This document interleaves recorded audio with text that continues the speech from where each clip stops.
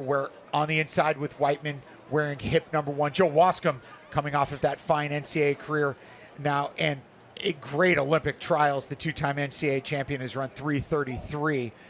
Our guns up now in the 1500. And this is the USATF 1500 for men.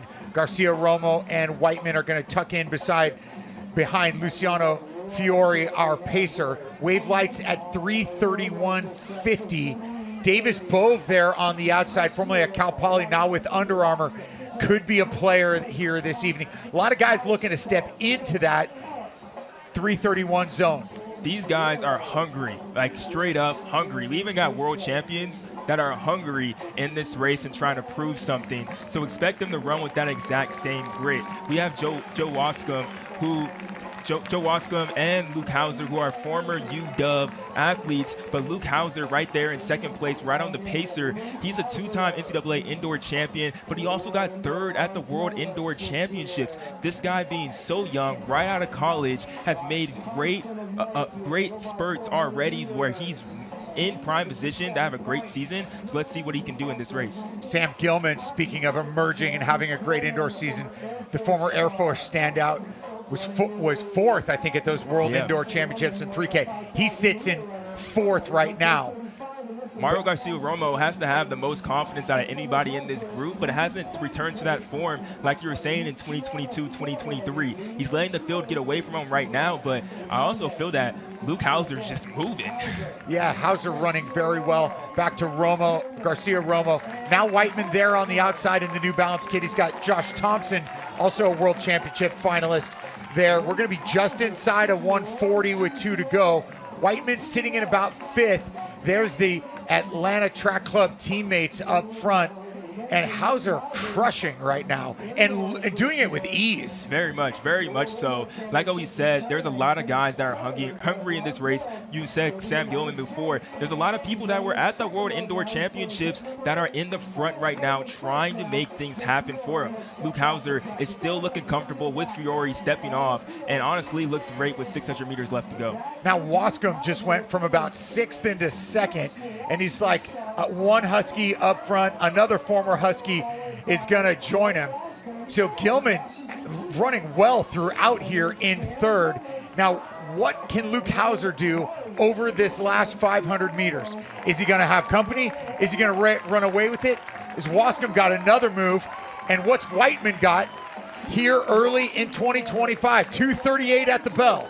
What's going to happen when push comes to shove? We've been seeing it so many times tonight. When that pack comes back, how do the first place people respond? And will they respond well? Will they respond badly? But Jake Wightman is definitely trying to make a move. And when you see Jake Wightman come on your shoulder, that has to make you feel some type of way.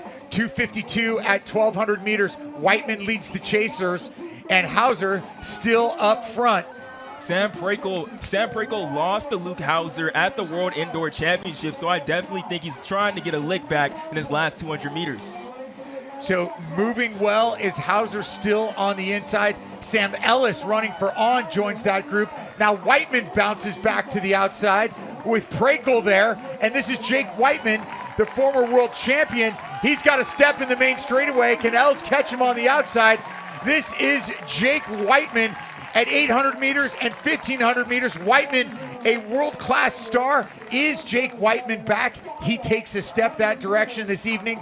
3:35.26 on the win for Jake Wightman. That's called world champion pedigree. Sometimes you just gotta like that, and he does. He has the swag. He got so much in the tank, and he has the ability to get it done. It's been off and on. I was talking to Jake yesterday, and he said sometimes I can't go back to that 2022 form, but obviously he still can. He has that in his legs, even without his camp that he's about to go to in Flagstaff. So this has to be super encouraging. A 3:35 to start off the year from Jake Wightman. The last time he raced was January, and now he's dropping this, getting a win over a field of very hungry athletes in the 1,500 meter. So 55.5 on the close, and really it was all in the last like 150, inside of 200.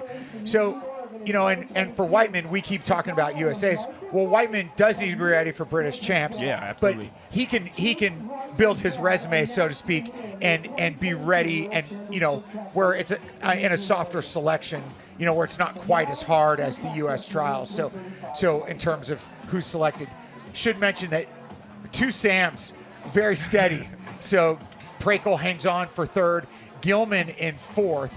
So Sam Ellis, Sam's going 3 in the top 5. Ellis really gave Wightman a good challenge and battled on the outside, but Wightman he's a step ahead. He's run 143. The guy's a veteran, and he put it together.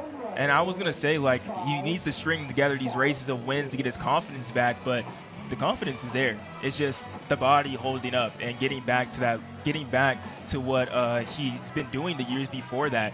And I think if he's able to do that, he very much will be in a conversation with the Cole Hawkers, with the Yard Negooses, with Josh Kerr. But once he gets there, we can talk about it. Let's take it day by day, race at a time, training camp by training camp, and Jake Wightman may be in position to win another world title. When we return here at Track Fest, these fans will be ready for the fast sections in the 5,000. Our women will be up in just a few minutes. We're at Occidental College. This is Track Fest, brought to you by Sound Running here on FloTrack.